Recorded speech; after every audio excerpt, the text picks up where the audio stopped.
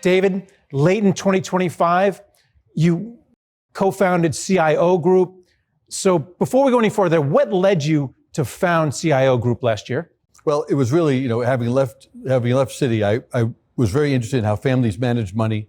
And I originally thought it was all going to be about, improving their performance, but it turned out that there were so many other factors that affected families: complexity of portfolios, tax situations, and they simply weren't getting the advice that I thought that they could get, and they were paying a lot of money for what I think was not great outcomes. So where were their advisors as you see it missing the most? What did you feel like you had to add to the market that people weren't getting? Well, first of all, you had to add up everything they had. You had to be able to see their total portfolio. And if you could see their total portfolio, you could perform analyses that no one was performing for them. You could understand, how their portfolio was constructed, the risk associated with it. But mostly what I found was that the portfolios were not forward-looking. They weren't anticipating where the market was going. They weren't thinking about what was going to happen in tech a year from now. They were very much backward-looking. And that's because a lot of them were focused on models. They had models and not minds.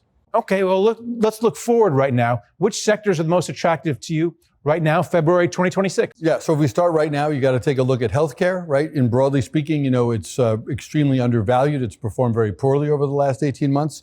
But the largest single opportunity for clients today is in international. They simply don't have enough exposure. Right now, with the pressure on the dollar, with a lot of uncertainty in policy, we have 21% of our portfolios focused on international equities, and the average client today has about 7% of their portfolio there. And what's overhyped in the market right now? Is it gold? Is it silver?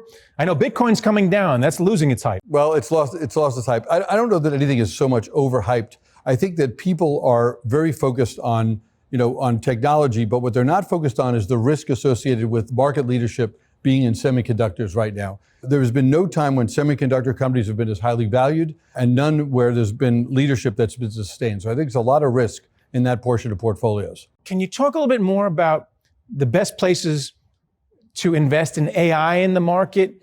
And then also, from your own perspective, how is AI changing the wealth management industry? Two very different questions. So the first part of it, I think, is that people should be investing in AI now in the companies that are going to benefit most from it. So companies that have high levels of employees, that have a lot of skilled labor, companies that move materials, anything that really can be automated or where human capital can be consolidated, I think is going to be the big winners. And we're focusing a lot of our attention on that.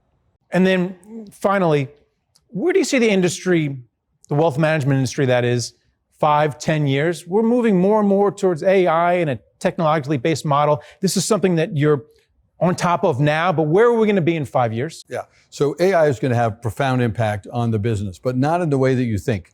AI is going to be about ingesting all of the data about what the client does, ingesting all of the data about what the market is, and looking at everything to optimize what a client can do.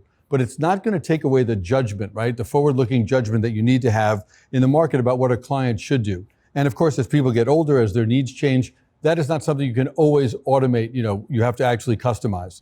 So to me, AI is all going to be about delivering better information and better quality of portfolios, but not necessarily better judgment, because it really is, won't replace the mind. It will replace a lot of basic services.